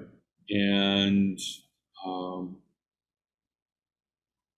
it doesn't exactly match the roof line either, and there's no flashing. Yeah. Which, if it's not gonna match, it's gotta be flashed. Yeah, oh yeah. And well, that is also construction, but it is something in detail as well, because it's another part that's just not there. But again, it didn't come in the kit, and I've yet to see a kit other than one of mine that has flashing in it. Yes. Just, I've never seen it put in a kit before. And I could be wrong, and I'm sure people watching on YouTube will probably throw comments all over the place. The idiot, they're in this one, they're in this one, they're in this one. Duane's a moron, they're in this one. Right. I just never seen it. And it's such an easy thing to do. Do you need foil? No, you can do it with thin paper too. But yeah, it nicely done. Nicely done. Probably about the same round as this one. Yeah. Okay. Conformity, we're in the same spot there. Finish and lettering, again, I like it. I thought that sign on the front of the building was well done. Yes, that's very well executed. And so, from that standpoint, as far as that goes, the ones on the sides, I thought the signs were good. I really like the way I like this runoff streak from the edge of the roof right down through that sign. That's a very nice touch. And he's got them here and here too. So, I think the signs are better than that one are. Yes. I think the complexity is a bit of a push. It's all one color, but he's got more signage on here than it is on this one. And the signs are better executed on it. So yeah, we went, finishing lettering was 19 on that one. This is at least that good, and maybe a point or two higher. Yes. Let's call it 21. 21. Yeah. And then unfortunately we got the goose egg. Nothing scratch built. Hey, Mike, let me call you back. Okay, so let's look at our last guy here. I'm going to bet you built this one, and then somewhere along the way you built that one, and then probably this one, and then that one. Is that the right order? Yeah. And I can tell you why. That was the garage was the first wood kit I'd ever done. That was about 2 years ago. I can tell you about it because the way you did the rest. And it gets progressively better as you went along. These two you built relatively close together because you did the same stippling over here that you did over there. And that's another thing too. Modelers will develop a style, and you'll come to a contest room and it's supposed to be anonymous. But if I put a building in, I guarantee you he's going to know it because he knows how I weather and he knows my color palette. He puts one in, I know, because I know his color palette and I know to look for all the bird poop. If, Chuck Lynn puts one in, I know it's Chuck's, not because it's O scale, I'll know it's his because I know his color palette. I know what he likes to build.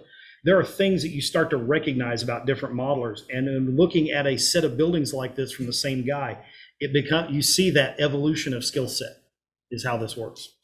What's the very bottom Down here? No, correct. Right here? Just, it's the concrete base. No, the building itself, the wall. You got a lattice board. There's a carrier for Coke bottles. That's what that little one is. And anywhere you find a Coke machine, you need one of those. Whether it's the carrier style or the flat ones, you need a crate with some empties in it. It's just the way they work, You've got some big old windows in here and absolutely nothing inside it. Yes. That's kind of gets back to that whole, the judge told him if I can see through it, there should be something there. Yeah. I will argue that in some cases, but in this one, I won't. In this one, if I've got a window that big and all I'm seeing is an empty warehouse in there, at that point, all of this gets really beat up. This car is not there. The pumps are gone. The light is probably leaning, and the whole place has been out of business for 10 years, that kind of thing. But for something like this, I would have put some blackout paper in there if you're not going to put at least something in there as an interior. There are some things now that you can buy, and I just went completely blank on the name, but there's a company that makes these little paper printed fold up vignettes, and they make them specific for certain kits. And the whole idea, you buy their little kit for this building, you can put it in there and it comes with a light and everything, and it makes it look like there's some detail in it. But very nice. Roomets. Yeah, roomets. Thank you. Ding, ding, ding, ding, ding. Yeah. You're putting a light in the building? Yeah. Oh yeah. I light almost anything, especially if it's got big windows like that. That's just an opportunity for detail and then to make it stand out. The thing you got to be careful about if you light a building is paint the interior walls, because on a wood building, your walls will glow if you don't. And then you get to explain that one to the judges. Yeah, and you also want to make sure that when you put a window, before you put the roof on the building, if you're not going to make the roof removable, you need to have a way to get that light in and out of there to replace it if it ever goes out. And you also need to turn the lights on in the building, turn the lights off in your room, whip out your cell phone and take pictures of it all the way around and look for light bleed. There's lights coming out from underneath the building. It's coming out from underneath the roof, and correct that issue as well. Lots of pictures. Take lots of pictures. You will. A guy sent a photograph of a build. Actually, he sent the model, I think it was, to John Allen and said, "Can you tell me what's wrong with it?" John sent it right back and said, "Take a picture, fix what doesn't look real." That was the only advice he gave him. But it's true. Back before cell phones and we had instant photography, I would actually take a building out, set it on a TV tray in my front yard, walk across the street and play neighborhood pervert and look at it with a pair of binoculars. And I've had to explain to my neighbors, why am I standing out there looking at a house with my binoculars? First off, it's my house. Second off, I'm looking at that model over there, and because it flattens the image out and it will make mistakes stand out. Every place that doesn't look real will jump out at you. And a picture does that as well. So with a cell phone now, you can take this and you can prop it up here on your hand, click, click, click, click, and you can work your way around the building and start looking at it and go, oh, holy crap, there's a gap there. Okay, I put a downspout there, and you make your piece of wire, put your guttering in there. You start looking at it going, okay, I got some glue down here. There's a glue spot. In fact, there is a glue spot right there. Yeah, there's several glue spots. We'll come in and we'll dull coat it. There's a glue spot right there. In my case, with a dog living inside the house and him shedding 24/7, 365, I'm going through looking at it and I won't see it, but I'll take a picture of it and go, oh, yeah, there's a hair from Mike. Lit, and off it goes. Yeah. No trim in the corners. And the color doesn't match. Yeah. So. Well, and that's another one. Okay, so on this building right here, there's no trim, and you have in grain and then side grain. In grain is open, it's porous, and it sucks up moisture, so it sucks up your paint, and your paint will almost always be darker going into in grain than it will side grain. You'll have to put in a couple of 3 coats to get that color to be the same color as the sidewall. But usually you're putting trim over that. And in this case, I probably would have made the trim red like the windows and put trim all the way around the building, and you won't have to worry about it. It seems to get trim in the other structure. Yeah, your second structure, well, it has trim on this side, but it doesn't. Right. Over here. Right. That's what I'm saying. It's missing. Yeah, I would have spaced these two a little bit further apart. If you're cramped for space on the layout, then yes, put them together and smack the guy that says what I'm about to say. I would space them just a little bit, about wide enough for a person to walk between them, if nothing else, and then fill that full of gravel. Right. Because you're going to have all that rain runoff from both of these roof pitches. And it's going to be hitting the one wall. Yeah, it's going to come down here. It's going to land on this roof, which then would have a more rusty spot from about here over, because it's getting all this runoff as well as all this runoff. So this bottom inch or so is going to be even more rusty. And then this wall right here is going to rot out so fast it would make their head swim. Wow. So give it a little bit of space. So much of what we've been talking about is just looking at it logically. How would weather impact a building? How is the sunshine always going to impact a building? Your air compressor isn't painted. On either side. Yep. I definitely need to paint that. You can get away with the silver on the top where the motor is, because a lot of times those are silver, but I'd still maybe come in and dry brush a little bit of grays on it. But the tanks, they always paint those a certain color. Ingersoll Rand made air compressors forever. Their tanks are usually the same color. If you go to Home Depot and you buy a Husky one, they're going to be red. If you go to Lowe's and you buy a Cobalt one, they're going to be blue. Yeah. That kind of thing. If you buy a DeWalt air compressor like one I've got, it's yellow. So paint the tanks, because they're never all going to be the same color. How old is this one, just out of curiosity? 2 years. About 2 years old. You've learned a lot, my friend. You can see a definite difference in the construction from... Well, in fact, when I joined the club in 2018, so I guess it's a little bit older than that, Ken Marcoux had that same one in the display case, only it was pristine and not weathered. And I love that so much, I said, hey, I'm gonna buy one and put one together, because he was talking wood kits, wood kits, wood kits. Oh, yeah. And all I'd ever done was plastics. Ken was a very talented individual. I wish we could have got him to do some clinics for us on building stuff, because I just loved his touch. One of the things to consider in a building like this, I don't mind that the front of this looks clean and new. If it's a successful business and they keep up with it, they're going to keep this clean because it's customer facing. The rest of this will rot into the ground and nobody's going to care or raise an eyebrow, but the front of this they'll keep clean. It's like railroad equipment. Passenger cars, they clean them. Reefers, they typically clean them because it's food service. Anything that's customer facing, you want that clean. If you go to somebody's shop, and I'm not going to throw any aspersions at Cole, but he's sitting right here and he happens to own his own business. I guarantee you, if he's got a lobby in his building, that sucker's clean. His bathroom is probably clean. The rest of the shop, probably not so much, because there's work going on there. He's not going to stop and clean it. He's too busy working. Yeah. Again, weeds, gas meters, anything you can throw back here, the better. Even a big air conditioner sticking out the window would be kind of cool. Especially on this one that's a little more people oriented versus this one that's let the workers sweat kind of mentality. Plumbing vents, again, there probably would have been a bathroom on this building somewhere for the people, whether it be inside and they give you the keychain with the big board sticking off of it or whatever. Plumbing vents would have been a nice one. Did you ever, like a fuel tank, the lids on it, the ground? Fuel Yes. tank? Yeah, I would have tucked a couple of those over here. Is there such thing? Yes. They do have. I don't know if anybody makes that exact vent, but a couple of manhole covers would probably suffice for that. Even if you just came in and put engraved a round circle in it would be enough. And in fact, I would almost suggest drill a hole in this, make another one that's still got its cover on it, or drill 2 holes. Have a manhole cover just sitting off to the side. Have this one here and have a fuel truck sitting here with his hose down in the tank and have him service in the tank. That gives you some action going on over here. Okay. Now, That is added detail. it is very much so. Now, it gets back to this whole point. I had a building judged, and I got knocked off a whole bunch of points, and the best thing he could tell me was, well, you got a door here, and there's people working. You got a door there, there's people working. There's a door back here, and there's nobody there. I'm like, really? So what? There doesn't have to be people walking in and out of every door on a building. But that was the only thing he could tell me that went wrong with it. I got an 85 on that building out of 125. So that person not coming out of that door was worth 30 points? I don't think so, or 40 points in this case.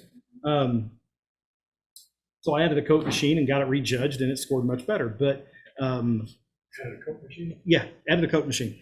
And the scoring differential from judging number 1 to judging number 2, there was a 17-point swing. So the family joke between my dad and I is a coat machine's worth 17 points. It's not. It's not. Well, I was saying, But it's funny, a story nonetheless. I'm saying when you got a commercial building, you got stuff related to it out there on the ground. Yep, exactly. I like some of the staining is nice, especially where it's located, because that's where the cars are going to stop. You have all the standard parts and pieces out here for a gas station. I mean, you've got a Highboy, you've got tires, you've got a Pepsi and a Dr. Pepper. One of your dealers is going to be upset. The only real hardcore other ding I see is one of your door frames up here has got a little corner busted off of it too. Oh yeah, you got a little bit of a gap. This window's not sticking all the way in. So there's a kind of a gap between the casting and the wall. I'm not saying this is a bad structure at all, but you can definitely tell your skill set has grown exponentially in the last couple of years. I do kind of like what happened right here with that white. I just wish it was more all over instead of not just in one space. In one space, it almost looks like a mistake that you covered up well, but it looks out of place because it's the only one like that. But it does give it a nice beat up look. I just wish it was consistent all the way around one way or the other. This one's probably not going to score as high as the other two for the obvious reasons and a lot of the stuff we talked about. Throw some numbers at it. Well, from a construction point of view, I'm looking at the 2021, 22 category. Yeah, I was kind of in the same boat because there's a lot of fundamental mistakes that just weren't repeated. There's a couple that were like gaps, but It's like when I started looking at the roof, this one here. yeah, flashing, sticking up, and no it's trim. but also in material, if I look at having done construction, you can probably get sheets this long, but you're not going to get sheets that wide. Yeah, because you'll never get it delivered. Yeah, exactly. Well, and this was likely probably the standing seam that came in the kit. Yeah. One of the things I really would suggest on something like this too is put some seam lines in there, because, like you said, you'll probably get panels that long, but probably not. And if you just I'm not saying cut it, just come in here with a really good sharp colored pencil and just make a nice straight line and stagger them and make a few here or there. Just because we put a full sheet, and we're cutting them off at the bottom, and then we'll splice that one in, and now we've got another full sheet kind of thing. But this lattice work here is a nice touch, but it wouldn't function. You can't. The lattice won't set up. Oh like yeah, that. yeah, that'd fall over. That'd be in the dirt. Yes. I like that. Kind of gives you a little view block. Oh no, to the yeah, bathroom door. and it's perfect. It's exactly for the men's room. Yeah. The question is I think you're going to get women pissed off at you because they don't have a place to go to the head. Yeah. You got one door. So no offense. It's an either or. Universal. Yeah, it's a universal. But unfortunately, there's no plumbing vent, so you're not flushing that commode. Yeah. It's an outhouse. It's an outhouse. Is that only Therefore, it could be. It's an in outhouse. my question on that kid is that the only way it comes? Probably. So it's just one. It probably, and But they're probably intending that there would be an indoor facility for the women. Okay. The guys, where guys he's going get in kicked is out. it says men in an arrow. There's not one over here that says women in another arrow, or women inside or whatever. It just says men. But I'm saying, would there be a points? Oh, no. No. No. No, that's and- just a Jeff Wise ass. Yeah. And in all honesty, it does bring up, how do we handle history? Yes. If I had a friend of mine called me up, he bottles the Southern. He goes, Duane, I've got a dilemma in that I am building this particular depot, and I am not going to make a whites only and a blacks only bathroom. I'm not doing that. And I said, kudos, I'm right there with you. He said, but I want to have this judged. It's not going to match the building. I went, selective compression is your friend in this instance. I only wanted one set of doors to come in and out of the place, or one set of doors to go in and out of the bathroom, and I selectively compressed the other one out. And if you feel like you want to write up that you did that because you feel that was wrong and it shouldn't have been done in the first place, please go for it. It will make no difference in your score one way or the other. But you will not lose points for losing a door. Yeah, I'm just saying that men out there. Yeah, no. Really, in all honesty, I would not be surprised if you went and started searching for old gas station pictures on YouTube, or not YouTube, on Yahoo or Google, and you probably didn't find stuff like that, because all the stuff advertising was run toward the men. Yes. It's just nature of the age. And And didn't travel in theory. or if they did, it's that whole sexist thing that went on decades ago, and unfortunately still happens in some places now, that it is what it is. I like these folding doors, but I don't see hinges here. Yeah, that's another detail. You've got a folding door, there'd be hinges right there.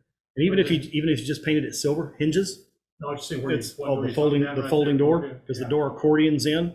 Yeah. So that one right there has hinges on it to make that joint, and just a little bit of silver paint, kind of like you did the latch on this last door. That would have been good enough. But for evaluating, I'd have taken just a piece of paper, a little 3x5 cardstock, and cut you out a couple little deals, paint them silver, and glue it on there so it had some 3D relief as well.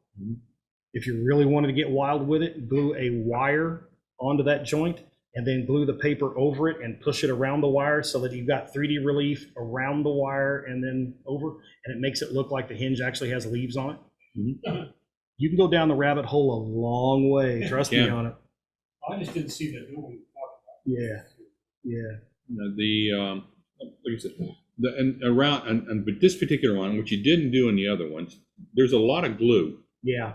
Around A your lot of detail shiny parts. spots. Yep. Okay, and basically what you need to do is go back and hit it with some dull coat. Yep. Yeah. Go over. That'll take it out. Yeah. Go over to Hobby Lobby. They've got a small selection of Vallejo paint, and Vallejo sells what they call a matte varnish, and all it is a dull coat on clear. And just put you a couple drops out there, get your paintbrush, and just come in here and paint in all those little spots. Blue spots. Because Yeah. right now it looks wet. Yeah, So- because if you take your light there, you can take You'll and see it shine it reflect, around, yeah. and you can see that's what I would do on most of those, just to look for That's gonna weird be spots. Super glue shine. Yeah, you know, you like you got a spot right there. You got some spots right here. You got some on the front details. It's not a biggie. It's just knowing how to treat it. I mean, and just like on a couple of your roof lines, you probably want to go back and just hit it with a light, you know, because dull coat comes in spray, and just hit, you know, some spots on the roof because it takes out any glue. Now, one thing I will say, if you've already got the building built, mask the sides so you don't end up with any overspray down on your windows because it'll fog the Oh glass yeah, like they'll that. fog So, your glass, definitely. That's not a good thing. finishing lettering. Let's see, where's my rights? Not as No, on this one. nowhere near as good as the others. I'm like 13, 14. Yeah, okay. Anything scratch built on it? No. Okay. All right. When you talk about scratch building, we didn't really get an opportunity to talk about that much in this. Scratch building gets down into a couple of things. If you go through the scoring guidelines, there are certain parts that fall into certain buckets. And when a part from that bucket is put on the model, then the max you can get is this. And so you need to be really careful and think about a model that you want to have evaluated and start looking at it, because a window and a door as a casting is quick and easy, but it can cost you a lot of points in scratch building if you're not careful with it. So anything that you can make by hand, the better off you're going to be. And that's just really the way it works. When you get down to it at the end of the day, we're going to go through, Jeff's going to add up the points. I'm going to come back through and verify the numbers. And if anything's close, we'll look at it and see if we were too harsh somewhere, or if that was being overly generous. And then we'll explain to you, yes, it got really close, but it's really the best we could do. And we can talk about, and obviously all of these have got notes on them as the things that can be corrected. A lot of them in general, if you would like to correct them and you want us to look at them again, I'd be more than happy to. I'll look at a building every time you bring it in. I mean, it's not an issue. Like I said before, bring your other score sheets in so we can kind of get a look at what we've looked at in the past and see kind of what you've done to change it up a bit. But yeah, no, these were all nicely done. Good job. Thank you. Now, if I understand the structure certificate, you have to have at least 6 scratch-built structures. And one of them has to be a bridge. No, Or needs to be a bridge. no. You have 12 overall. 6 have to be scratch built. Any one of the 12 has to be a bridge. Okay. So the bridge does not have to be scratch built. And out of the 12, 6 of them have to merit. Right. This is something that a lot of people really kind of get wrong when they start looking at the achievement program, because they think, okay, I've got to build 6 from scratch that all of them merit, and then I can build 6 kits and move on. If you get a kit to merit, that means one of your scratch builds don't. Okay? No, your bridge does not have to be scratch built, and bridge doesn't have to be a trestle type bridge or a railroad type bridge. It can be an automobile bridge. It can be a pedestrian bridge. Anything that spans 2 gaps that has some way of getting across it is a bridge. So it's not overly difficult. The thing to always keep in mind, if you're trying to get the bridge to score, there's a lot of detail you need to put on one, to really beef it up. I've got a trestle that I think. Cool. The one caveat that I will put into this, or not even a caveat, this is an extension really of what I was saying. On a wooden trestle type of thing, everywhere where 2 boards join, there needs to be an NBW on both sides, because all of that was bolted together with all thread. So every one of those things is going to have that casting on both sides of it. So when you make a bent of a trestle, you count up every one of those cross braces, and then take all that up and then double it, because you're going to have to do the same thing on the other side. And when you go to do that as a modeler, I just line everything up, I drill a hole all the way through it, and then I can put my MBWs in the same, the same hole, instead of drilling through here and then trying to drill back through. Because if you get one, you don't put a lot of glue on, you start trying to drill that other hole and you hit the tail of that MBW, you might push it back out again. So, yeah, there's definitely some tricks you can do on trestles and things, but you need to go through and think about every last little detail you can put on one. Freight equipment, smaller set of models, you have to build 8, 4 have to merit, 4 different car types, 4 have to be scratch built. Any one of the 8 has to be something found in a regularly scheduled passenger train. It doesn't have to be a coach. It could be an RPO. It could be a sleeper. It could be a baggage car. It could be an observation car. It could be an express reefer. It could be a drover's caboose. It has to be something they would sell tickets for people to ride in, or a support car of some sort, if you think about it like that. So if you were to go through and build the big boy that you guys are going to see next here in a week or so, and you start looking through it, and you're like, all right, I'm going to scratch build that car. Well, that car might be the generator or whatever they've got in that string of train. Build that one from scratch if you want to. Rider gondolas for smaller railroads, for tourist lines, things like that. Durango and Silverton runs 1 or 2 in every train they run. Cooper's and Toltec has a gondola in theirs. The RGS ran them. So there's a lot of opportunity there for different car types.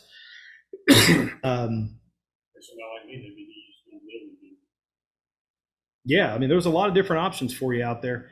Prototype modeler is another one that a lot of modelers really don't have their head around correctly, because the biggest mistake I make with it is I can't find where all of the requirements are in one photo.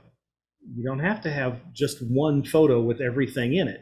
You can run off a whole ream of pictures. If you've got one little section that you're wanting to build and match it as a prototype project, you can work off of 30 photographs as easily as you can work off of one if they've all got it in it. And the other thing to consider is you have to have some, certain pieces of equipment in there in the scene. Well, I got all the pictures that have everything else in it, but I don't have a passenger car in there, Okay. Town B that you're building here had Town A and Town C on either side of it. I have a photograph of the passenger car in Town A. I have the same photograph of a similar passenger car in Town C. It can't get from one to the other without going through B. So logical assumption is one was there. Throw in the picture right in there. I put this in here to show, here it is upstream, here it is downstream. It would have been here. I just can't find a picture of it. Some structures, when you start working through them, become very challenging to find photographs of all 4 sides, for example. The depot in Durango is a classic example of this. I cannot, in all of my work, and I've got a lot of friends who model narrow gauge, and all of us have had this same dilemma. You cannot find 4 pictures, one of each elevation from the same year.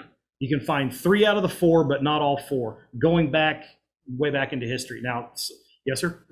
Find the back of the Rio Grande Roundhouse in Gunnison. Oh, yeah, good luck with that. Yeah. Yeah, you'll probably never find a picture of that. There's no pictures of the Durango the same year. Yeah, the restaurant at Forks Creek. I finally found one of the backside of that building. It's so grainy you can't see anything, but I did finally find one. Yeah, you'll find 3 out of 4 at best. But not the same. You're saying not. But not from the same year. I mean, I can find pictures of all 4 sides of that building, but not 4 that were taken in 1938. So that'd be like some roundhouses. You might get the front Yeah, side, but you won't get the back. And it really becomes a challenge, especially with that particular depot in Durango, because I've got pictures of it in the 20s, and there's a chimney here. Mm-hmm. And then there's a picture of it 6 or 7 years later, and the chimney's now over here, and it's got a door here that it didn't have before. And then you go look at it in the 40s, and the chimney's back over here, but the door's still there. And then a few years later, that window's gone, or whatever. I mean, there's always little changes that have been made to it over the time that just, Can I ask you a question? Certainly. Now, that Como Roundhouse has never been there one time. Mm-hmm. They have back ones used pictures of all sides of that? I don't know if I've ever seen any pictures of the Como Roundhouse far enough back that it was in use. If there are, Up there's what's the new? There's a series of books that are out. Oh, Doris and Tom Yes, Klinger, yeah, Tom Klinger's along books. the CNF. Yeah, they've got a series of books, and it'll be, from the books cover from here to here. Which, by the way, I don't know if you've gotten a letter in the mail. I got mine last week. There's a new issue coming in out. my library. You've already gotten it in? Sweet. I need to order mine, which reminds me, I need to talk to my wife about What's where that? she put that. The new Tom Klinger book on the CNS. Oh, I'm saying you don't know when it was used. I could probably find out when it was used. I'm just not. curious. I'm not a CNS guy. Do you know what years that was in Well, operation? They abandoned that section in 38 the late 30s. Yeah, because that was part of the DSP&P, wasn't it? Right. Yeah. Yeah, So- they abandoned. he's off at 5 here. Yeah. But if you'll bring the plans 38 or in, something we can like get it that. in conformity. Yeah. Yep. Exactly. And That's where a lot of these are going to make up. yeah, some and ground. so So that's your problem with some famous structures, they don't have pictures. Some of them. There's others you can find them without any problem. Historical societies are your friend. Why do you not Durango, how you said it moved there? Yeah, that's where that one becomes a bit of a challenge because I have no clue why things were moved around like they were. And to be honest with you, I've also never gone in and contacted anybody and go, why on earth did they move the chimney? And then why on earth did they put it back? So I mean, I can see why you'd put a door in or take a window out or put a window in or whatever. I don't have so much heartburn with that one. Why would you move a chimney Yeah. and then years later go put it back? Because that means at one time there was a pot-bellied stove or something in there in one of those rooms, and they repurposed some sort of function in it, and they moved the heat source, so they had to move the chimney. And then later, nah, that doesn't work. Let's put it back. Yeah, well, I've never noticed that before. I say some building for the famous building. Yep. It is a bit of an oddity, but you will find them, especially something that's been around for 140 years. Mm-hmm. Especially if there was something beyond it that people took pictures of, and this is in the background. Like Yeah. Your other buildings there. Yep. The only one I remember really is the Silverton after they blew it up. Yeah. The funny part is we were there that same year, and we were either there right before or not too long after. And if we were there not too long after, they had finished rebuilding it by the time we got there, because I didn't notice any damage on it when we went through I there. saw a picture of Oh, yeah. it right after. Yes. And for those of you who don't know, some idiot decided he was going to throw a roll of dynamite up underneath the back end of the freight end of the depot at Silverton back in '76. Is that it? And he was trying to time it so it'd go off and blow up right as the train came by. Oh, really? Missed. But it blew a big chunk of the freight end of the depot off. Is that the story? I never heard. Yeah. They also had a bit of a Waco standoff at Tierra Amarillo, just south of there, back later. That I think around that same time, either 75 or 76. Had a big shootout kind of thing. It's fun when you start reading up about these things.